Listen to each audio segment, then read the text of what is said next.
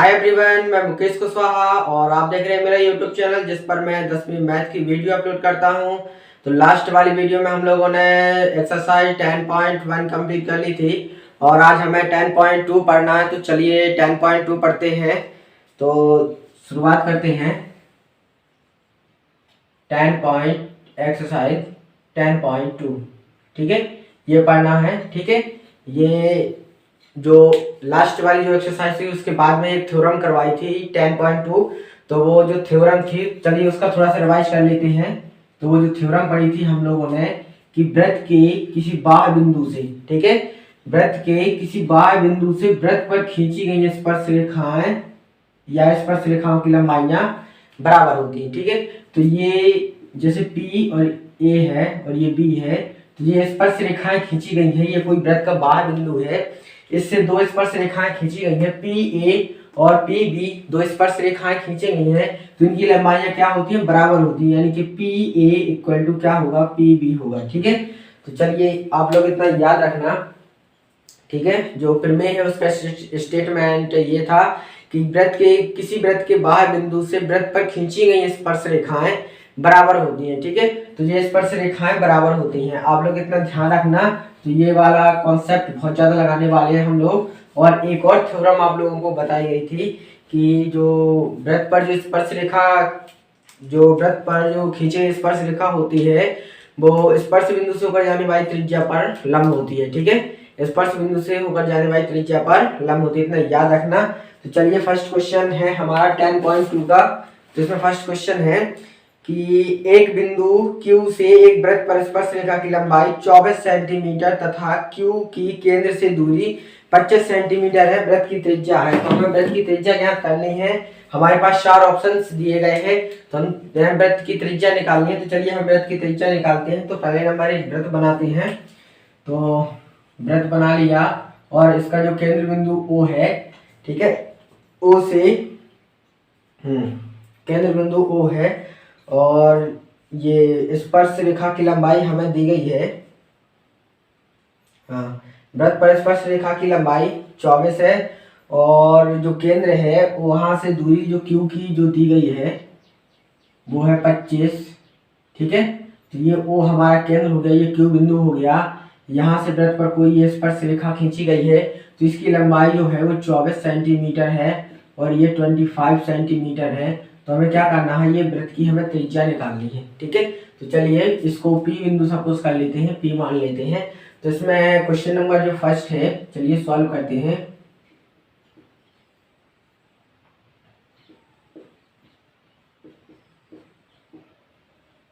चलिए इसमें हमें दिया गया है कि जो PQ है, तो PQ इक्वल टू दिया है PQ इक्वल टू है 24 सेंटीमीटर तथा और भी दिया है OQ इक्वल टू कितना है, 25 सेंटीमीटर। ठीक है, तो हमें वृत्त की त्रिज्या ज्ञात करनी है। तो हम लोग जानते हैं कि जो ये वृत्त पर खींची गई स्पर्श रेखा है, ठीक है, तो वृत्त पर खींची गई स्पर्श रेखा, चूंकि वृत्त पर खींची गई स्पर्श रेखा, खींची गई स्पर्श रेखा स्पर्श बिंदु से होकर जाने वाली त्रिज्या पर लंब होती है। ठीक है, त्रिज्या पर लंब होती है, यानी कि यहाँ ये 90 डिग्री का एंगल बनेगा। ठीक है, तो स्पर्श बिंदु से होकर जाने वाली त्रिज्या ये है, इस पर लंब होगी, यानी कि यहाँ ये 90 डिग्री का एंगल बनेगा। तो यहाँ लिखेंगे अतः एंगल QPO इक्वल टू कितना हो जाएगा, 90 डिग्री। तो ये वाला एंगल हमारा कितने का है, 90 डिग्री। तो ये एक त्रिभुज है, ठीक है, जिसमें एक एंगल 90 डिग्री है, तो ये समकोण त्रिभुज बन गया। चलिए इसमें समकोण त्रिभुज में पाइथागोरस प्रमेय लगाते हैं। अब समकोण त्रिभुज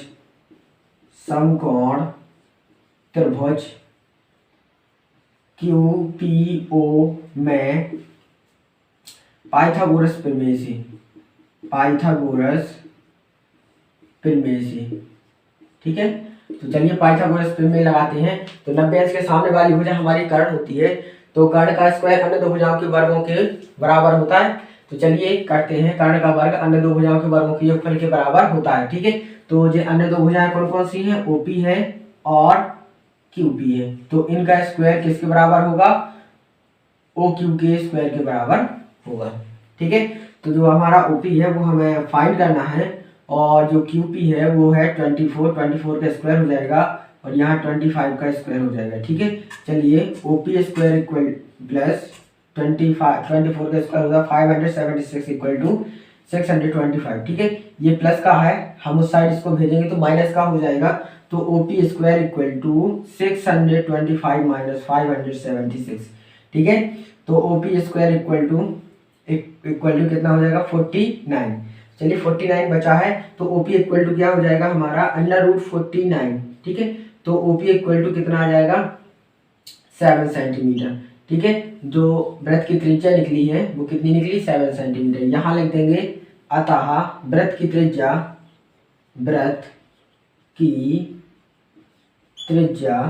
कितनी है 7 सेंटीमीटर है।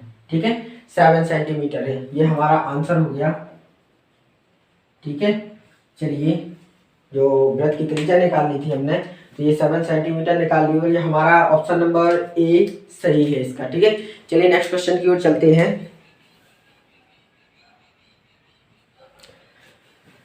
तो सेकंड नंबर का क्वेश्चन जो है उसमें भी इसी टाइप की आकृति हमें गिवन है, तो उसको सॉल्व करना है। आप लोग थ्योरम याद रखिए।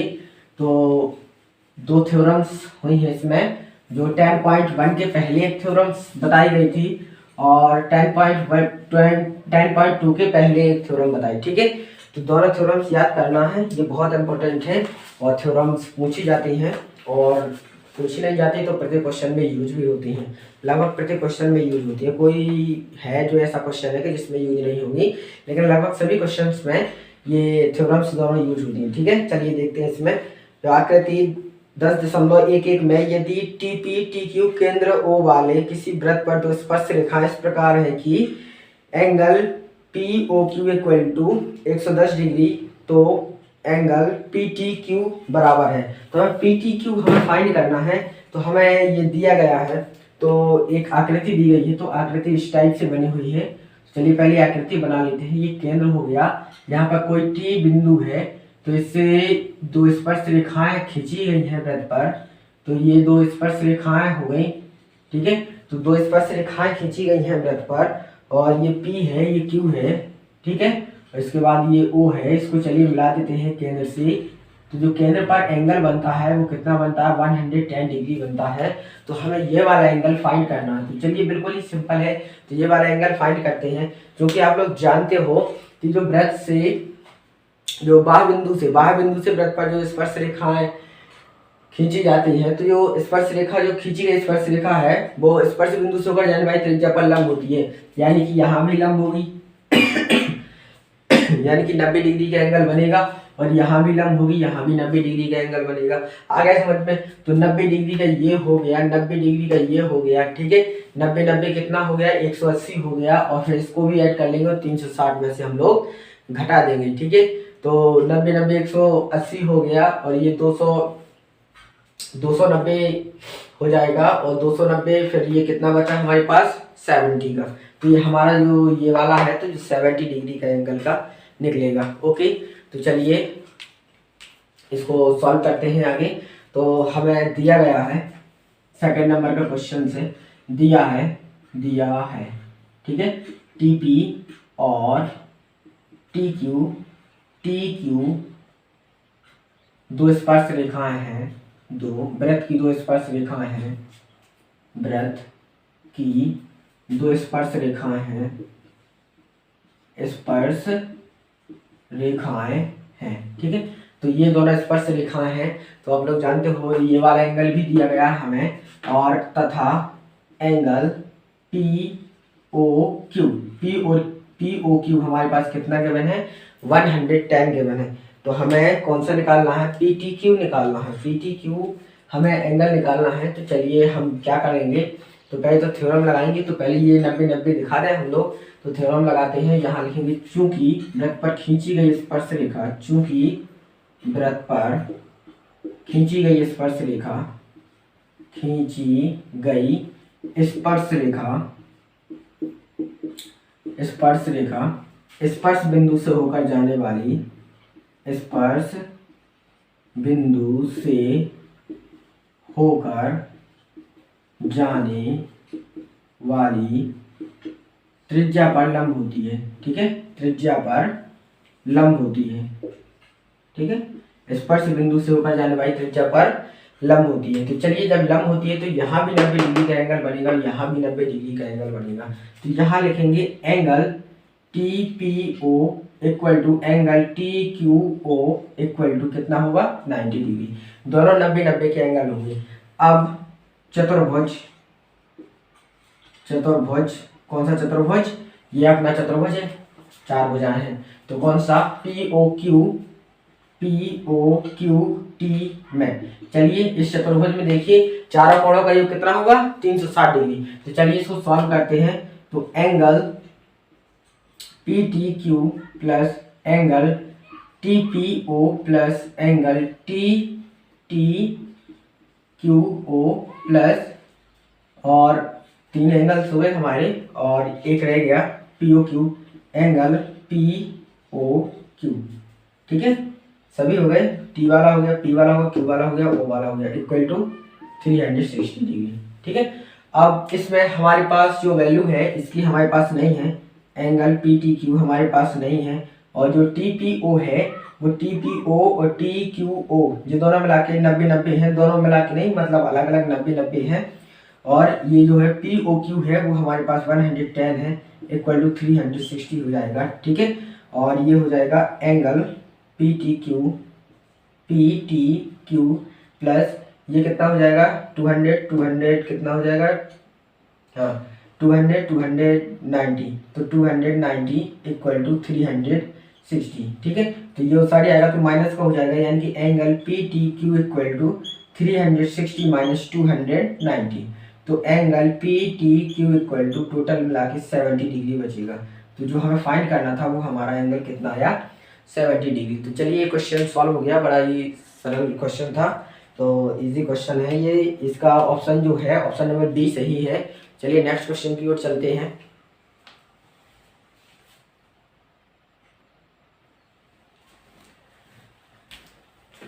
जो नेक्स्ट क्वेश्चन है तीसरे नंबर का क्वेश्चन, तो वो भी अच्छा इजी क्वेश्चन है।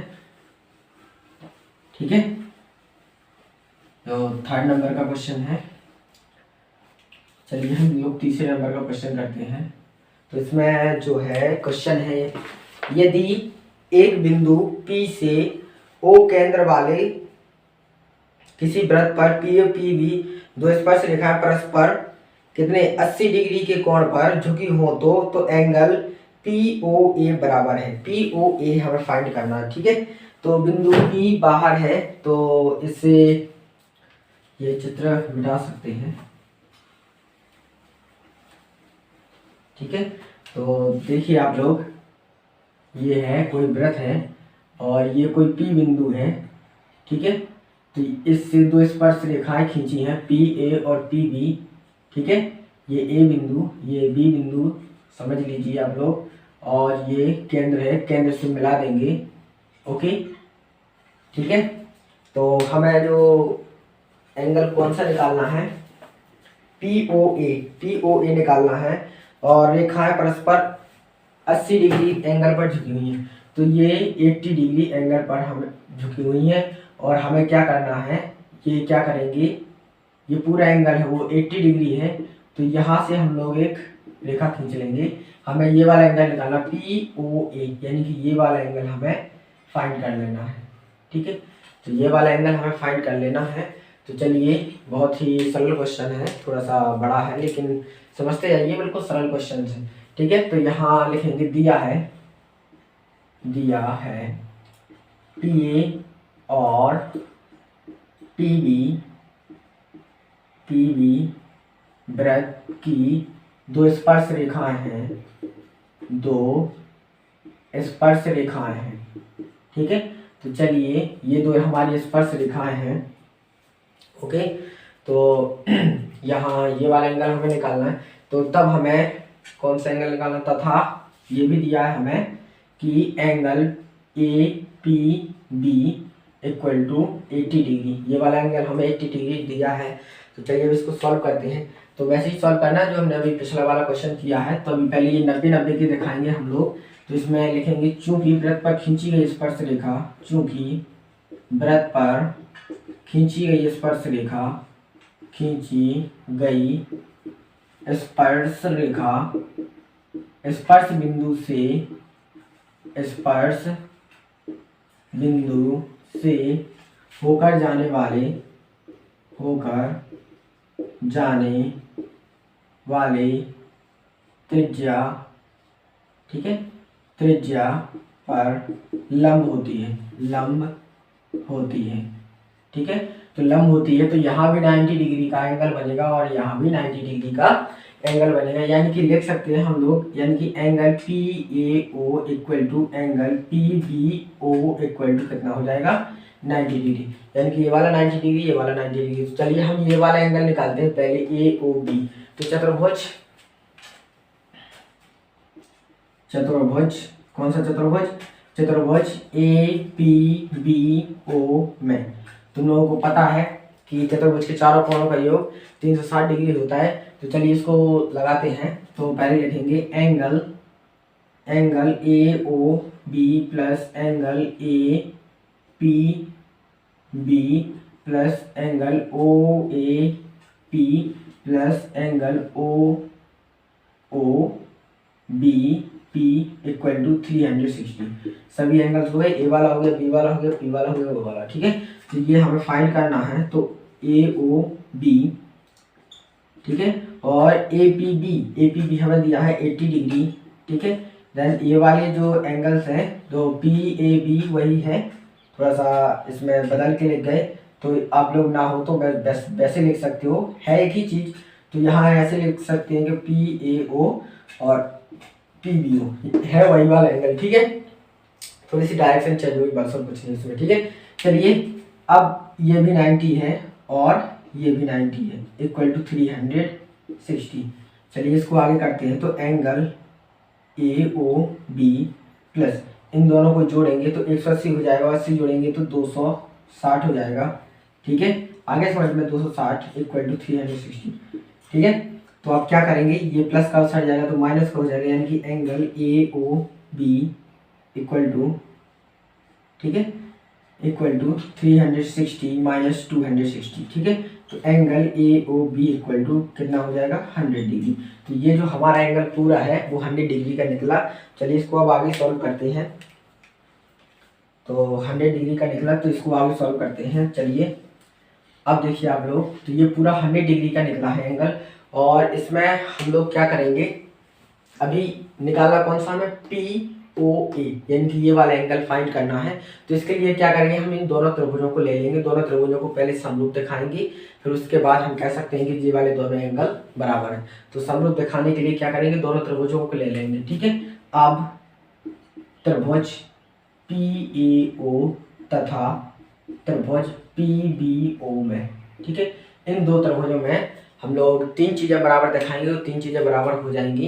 तो क्या कहेंगे कि दोनों त्रिभुज कैसे समरूप त्रिभुजों के संगत भाग बराबर होते हैं, ठीक है। ये CPCT कहलाता है, corresponding part of congruent triangle, ठीक है। तो चलिए इसको करते हैं। तो इसमें देखिए आप लोग, तो ये 90 का है, ये 90 का है। तो पहले number O A equal to, बहुत सारी चीज़ें बराबर हैं, ओ ए इक्वल टू ओ ए, ये है वृत्त की त्रिज्या है, वृत्त ओ A equal two O B, ठीक है, ये वृत्त की त्रिज्या है। तो वृत्त की त्रिज्या तो बराबर ही होती है, तो ये दोनों वृत्त की त्रिज्या है, तो वृत्त की त्रिज्याएं बराबर हो गई। और चलिए इसमें देखिए आप लोग, ये वाला भी 90 डिग्री, ये वाला भी 90 डिग्री, तो लिख सकते हैं एंगल ओ या P A O equal to angle P B O. ये प्रत्येक समकोण है, प्रत्येक समकोण है, हम लोग पहले ही दिखा चुके कि प्रत्येक ये समकोण है। और ये अपनी उभयनिष्ठ भुजा हो गई, यानी कि O P equal to P O, ये क्या हो गई, उभयनिष्ठ भुजा, उभयनिष्ठ भुजा, ठीक है। ये हो गई उभयनिष्ठ भुजा। चलिए इसको आगे करते हैं। तो 3 चीजें बराबर हमने दिखा दी हैं। तो ये दोनों त्रिभुज कैसे हो जाएंगे, समरूप हो जाएंगे। समरूप हो जाएंगे तो यहाँ लिख देंगे अतः त्रिभुज PAO समरूप नहीं सर्वांग हो जाएंगे। तो सर्वांग हो गए, ओके, समरूप नहीं सर्वांग, ठीक है, सर्वांग हो जाएंगे और सर्वांग लिख देंगे त्रिभुज PBO। ये कैसे होगी, साइड एंगल साइड, ठीक है, साइड एंगल साइड सर्वांग समता से, सर्वांग समता से, ठीक है। ये समरूप हो गए।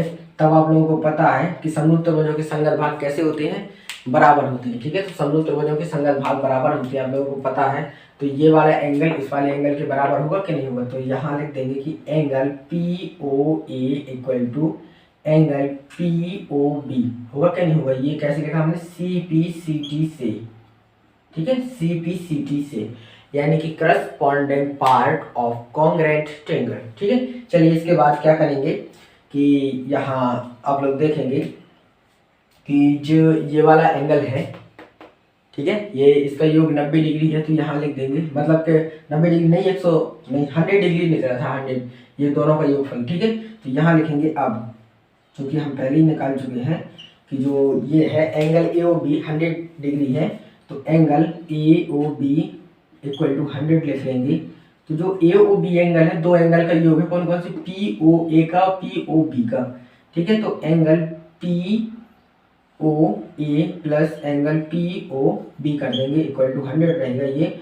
और देखिए आप लोग, POB किसके बराबर है, POB है POA के बराबर, ठीक है। तो यहाँ लिख लेंगे angle POA plus angle POA equal to 100 degree.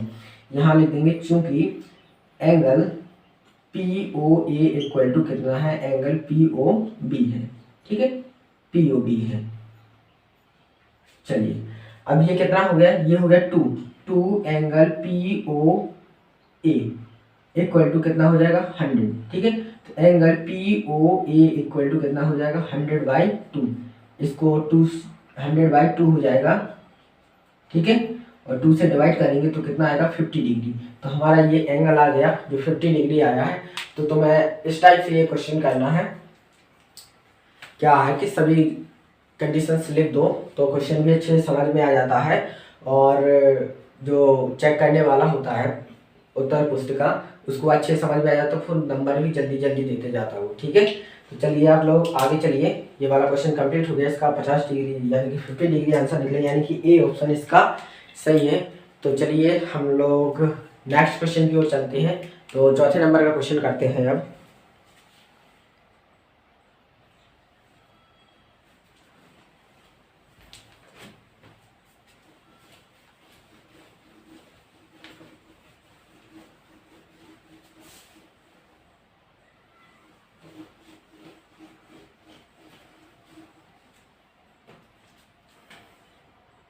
जो आपका 4 नंबर का क्वेश्चन है, चलिए इसको देखते हैं। तो सिद्ध कीजिए कि किसी वृत्त के, इसमें दिया है, सिद्ध कीजिए कि किसी वृत्त के किसी व्यास के सिरों पर खींची गई स्पर्श रेखाएं समांतर होती हैं। तो चलिए व्यास के सिरों पर कोई भी, ये O केंद्र का हम एक वृत्त ले लेंगे, चलिए, जिसका केंद्र O है। अब हम यहाँ पर व्यास खींचेंगे इसका। तो ये AB इसका ये व्यास हो गया, जिस पर हमने स्पर्श रेखा खींची। सपोज करो कि ये हमने स्पर्श रेखा खींची हुई है, इस साइड भी व्यास के सिरों पर, ठीक है। हमने ये स्पर्श रेखा खींची, इसको हम नाम दे देंगे PQ, ठीक है, और इसको नाम दे देंगे RS, ठीक है। और ये है O वृत्त का केंद्र है, ठीक है, O वृत्त का केंद्र है। तो यहाँ लिखेंगे माना O केंद्र का एक वृत्त है, जिसका व्यास AB है, ठीक है। व्यास के सिरों पर दो स्पर्श रेखाएं खींची गई हैं। तो हमें, हाँ, व्यास के सिरों पर खींची गई स्पर्श रेखा परस्पर समांतर होती है, हमें समांतर दिखाना है ये वाली, ठीक है। तो व्यास के सिरों पर दो स्पर्श रेखाएं PQ और PB खींची गई हैं, ठीक है। तो व्यास के सिरों पर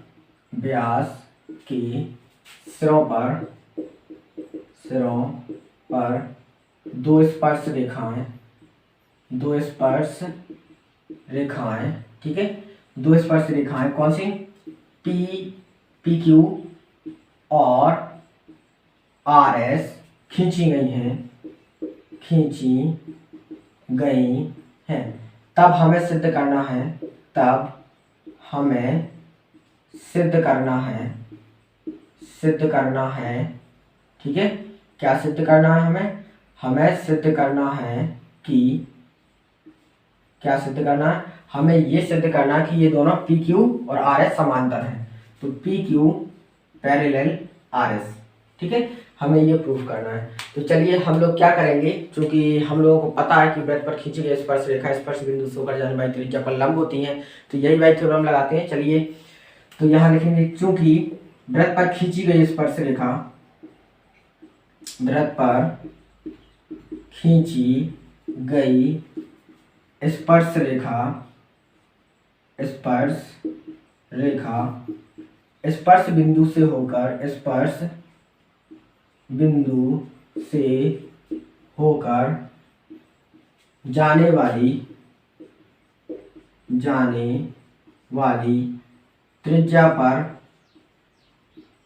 त्रिज्या पर लंब होती है, लंब होती है, ठीक है। स्पर्श बिंदु से होकर जाने वाली त्रिज्या पर लंब होती है। तो लंब होती है तो आप लोग जानते हो, जब लंब होती है तो 90 डिग्री का एंगल बनेगा। यानी कि हम यहाँ लिख सकते हैं कि यहाँ कितने का एंगल बन सकता है, यानी कि एंगल PAO, अतः लिख देंगे एंगल PAO कितना होगा, 90 डिग्री होगा, ठीक है। ये हो गया समीकरण 1, ठीक है। तथा यहाँ हम देखेंगे तो यहाँ भी ये स्पर्श रेखा है, तो यहाँ भी एक 90 डिग्री का एंगल बनेगा, कौन सा, SBO, angle SBO equal to कितना हो जाएगा, 90 डिग्री। ये समीकरण 2, समीकरण 1 व समीकरण 2 से देखिए आप लोग, 1 व समीकरण 2 से देखिए आप लोग, दोनों समीकरणों से इसका भी मान 90 डिग्री है और इसका भी मान 90 डिग्री है, तो ये दोनों आपस में कैसे हो गए, बराबर। यानी कि angle PAO equal to angle SBO। तो ये कौन कौन से एंगल बराबर हुए आप लोग देखिए, एक ये वाला एंगल और एक ये वाला एंगल, ये वाले एंगल दोनों बराबर हैं और इस टाइप के एंगल एकांतर अंतः कोण कहलाते हैं। तो एकांतर अंतः कोण इसके बराबर हैं, तथा ये कैसे कोण होगा जी, ये एकांतर अंतः कोण, ठीक है, एकांतर अंतः कोण हम लोग ब्रैकेट में लिख देंगे, ठीक है। तथा जो तिर्यक रेखा है हमारी, ट्रांसवर्सल लाइन है, वो कौन सी है हमारी, AB, ठीक है। तथा AB एक तिर्यक रेखा है, एक तिर्यक रेखा है, ठीक है। AB एक तिर्यक रेखा है, चलिए AB एक तिर्यक रेखा है। अब इसमें आप लोग देखिए, तो जब तिर्यक रेखा है और इसके तिर्यक रेखा के एकांतर, मतलब जो एकांतर अंतः कोण बनते हैं ये दोनों बराबर हैं, तो जो दी गई रेखा होती है वो कैसी होती है, समांतर। तो यहाँ लिख सकते हैं, अतः, ठीक है, कक्षा 9 में प्रमेय पढ़ी थी, यदि दो समांतर रेखाओं को एक तिर्यक रेखा प्रतिच्छेद करती है, यदि दो समांतर रेखाओं को एक तिर्यक रेखा प्रतिच्छेद करती है तो एकांतर अंतः कोण बराबर होते हैं, ठीक है। और उसकी जो विलोम है, यदि एकांतर अंतः कोण बराबर है तो ये दोनों रेखाएं समांतर होती हैं। तो चलिए हमें इसकी विलोम का योग वो करना है, यूज करना है। तो यहाँ पर आप लोग देखिए कि एकांतर अंतः कोण कैसे है, बराबर है। तो अतः क्या होगा, अतः हम लोग लिख सकते हैं कि जो ये है, ये दोनों समांतर रेखाएं होंगी, कौन सी, PQ पैरेलल RS, ठीक है। यही हमें प्रूफ करना था और ये हमने प्रूफ कर दिया, प्रूफ, ओके। यही हमें प्रूफ करना था कि जो वृत्त पर, जो वृत्त के व्यास पर खींची गई, व्यास के सिरों पर खींची गई स्पर्श रेखाएं परस्पर समांतर होती हैं, ठीक है। आज के लिए सिर्फ इतना ही, नेक्स्ट अगली क्लास में पढ़ाएंगे। तो बने रहिए, रोजाना वीडियो देखते रहिए और 10वीं वालों के पास शेयर जरूर कीजिए। वीडियो अच्छी लगे तो लाइक जरूर करना और चैनल को सब्सक्राइब जरूर कर देना, ठीक है। Okay, bye bye.